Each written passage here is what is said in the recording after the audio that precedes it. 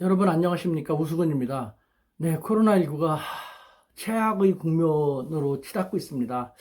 그런 상황임에도 불구하고 정말 이 땅의 사악한 존재들 그리고 뇌가 정지된 집단들은요, 그 사악한 존재들만 무조건 믿고 따르면서 정부를 비난하고 힐난하고 정부의 시책에 계속 반대만 함으로써 상황을 더 안 좋게 만들어 나가고 있는데요. 제가 살다 보면서 마키아벨리즘이 지금처럼 강하게 자주 떠오르는 적은 없었다라는 생각이 들 정도입니다. 마키아벨리가 그랬지 않습니까?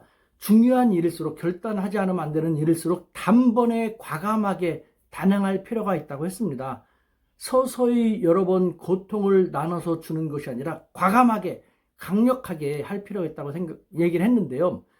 이런 마키아벨리즘을 토대로 우리가 벤치마킹 할 만한 몇 개의 국가, 코로나19 관련 몇 개의 국가를 한번 간단히 살펴보기로 하겠습니다. 먼저 우리는 뭐 벤치마킹 하면 무조건 찬양하듯이 당연하듯이 서구 국가들만 생각을 했죠. 우리 벤치마킹의 대상은 절반밖에 없었죠, 여태까지는. 서구, 선진국, 유럽 선진국, 그 외 나머지는 뭐 전혀. 벤치마킹도 반면교사, 정면교사 다 있는 것임에도 불구하고 우리는 오로지 반쪽만 생각을 했는데, 자, 저는 그렇지 않습니다. 전방위적으로 이 코로나19와 관련돼서 우리가 벤치마킹 할 만한 몇 개의 국가를 간단히 보면요. 먼저 미국입니다. 미국 현재 최고 지도자가 부재한 상황이라고 할 만하지 않습니까? 코로나19 상황이 좋지 않은 상태에서 대선 국면으로 들어가게 됐죠.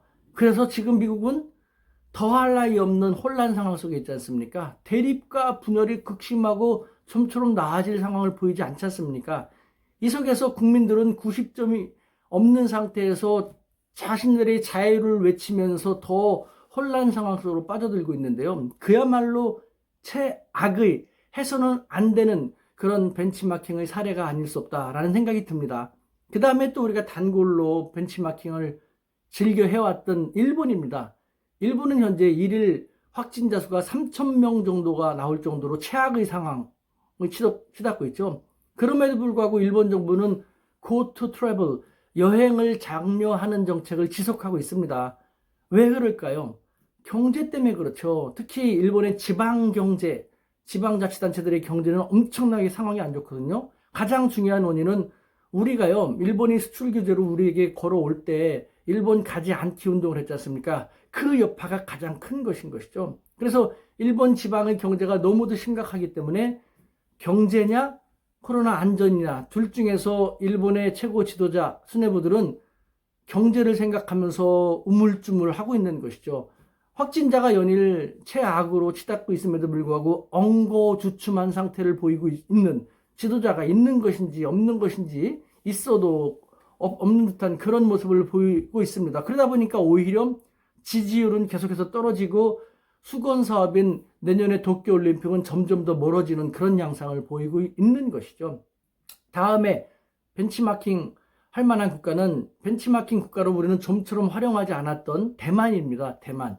자, 대만은요, 여태까지는 그 코로나19 상황 이후 유일하게 흑자를 그 경제 성장을 플러스 경제 성장을 전망했던 나라가 중국 대륙이었지 않습니까? 그런데 대만이 그 중국 대륙을 앞장서서 중국은 약 2% 성장할 걸로 전망되고 있는데 대만은 2.5% 성장할 것으로 전망이 되고 있습니다.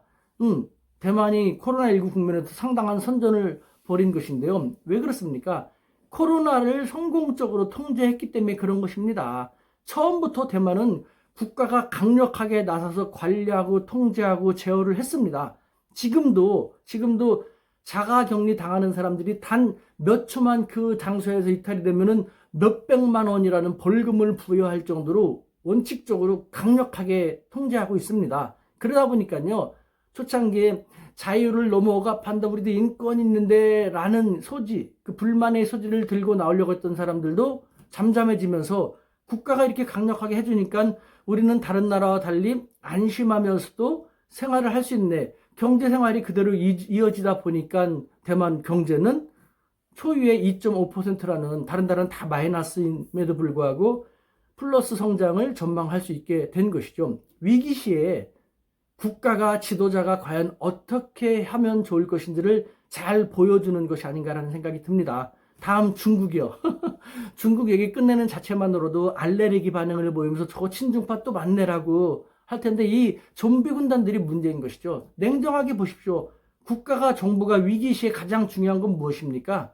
어떤 수단 방법을 쓰더라도 국민이 더 안전하게 더 안전한 상태에서 더 잘 지낼 수 있게 해주는 것, 그것이 가장 중요한 근본적인 국가의 존재 이유 아닙니까? 지금 중국 체제가 다르다, 일당 독재다, 뭐라고 한다 하더라도 코로나 방역 잘하고 있지 않습니까? 너무 강력하게 자유를 억압한다 하더라도 국민들도 이미 그것을 받아들이면서 어느 정도의 희생을 통해서 사회 전체적으로 더 안정이 되고 경제 성장이 계속 이어진다면은 그것은 어느 정도 우리는 자유를 스스로 희생하고 양보할 수 있다라고 하고 있지 않습니까? 중국은 그래서 자체가 잘 나가고 계속해서 경제 성장을 하고 있는데 우리는 아이고 저런 나라한테 우리가 뭐 이런 바보 같은 생각을 하고 있는 얼간이들이 많고 또 그걸 조장하는 사악한 존재들이 많아서 안타까운 것이죠. 중국에 대해서도 우리는 제대로 벤치마킹 할 것은 해야 되지 않을까라는 생각인 것이고요. 독일을 한번 보도록 하겠습니다. 독일은 코로나 치명타 속에서요. 12월 16일부터 내년 1월 초 정도까지 아주 강력한 셧다운, 벌써 셧다운을 2번을 했는데 또 강력한 셧다운 조치를 할 계획인 것이죠. 그러니까 우리가 생각하는 그 사회적 거리두기 3단계보다 훨씬 더 강력한 것을 시행하는 것이죠. 뭐 예를 들면 식료품 등 생활 필수품 매장을 제외한 모든 상점이나 학교나 보육시설 등등을 다 셧다운 시키는 것입니다. 자, 그렇게 되면요. 필연적으로 자영업이라든가 소상공인들이 피해를 많이 볼 텐데 우리도 그게 가장 큰 문제지 않습니까? 여기서 우리는 마키아벨리즘도 생각할 필요가 있는 것이죠. 그리고 대만과 중국의 사례 같은 것 늦었지만 이럴 때 바로 국가의 강력한 리더십이 필요한 거 아니겠습니까? 독일 같은 경우는요. 금융 지원이 아니라 현금 지원을 합니다. 돈을 빌려줬다가 뭐 나중에 달리면 갚으라는 것도 어차피 그거는 빌려주는 것이 좀 나중에 더 부담이 되는 거지 않습니까? 그것이 아니라 아예 현금 지원을 하는 것이죠. 그것도 찔끔찔끔이 아니라 세금을 내는 모든 국민에게 과감하게 엄청나게 많은 돈을 부여하는 것이죠. 그래서 정부가 말한 대로 따라 나오지 마. 집에서 지내. 그러면은 먹고 살게 해줄 테니까 라는 식으로 간다는 것이죠. 자, 그렇게 되면은 재정 문제라든가 부채 문제 또 정부를 헐뜯는 그런 사악한 존재들이 뭐라고 하겠지 않습니까? 그거에 대해서는요. 아주 강력하게 얘기하는 겁니다. 지금 당장 환자가 응급실에 실려왔는데 아니면 사람이 물에 빠져갖고 죽어가고 있는데 그걸 갖다 이것저것 이 환자 살려주면 나중에 돈 낼 수 있을까? 아니면 저 물에 빠져 죽는 사람 저 사람 그냥 내가 구해줬는데 나중에 또 나한테 뭐라고 하지 않을까라는 그런 생각할 겨를이 있냐라는 것이죠. 당장은 살려낸다라는 것이죠.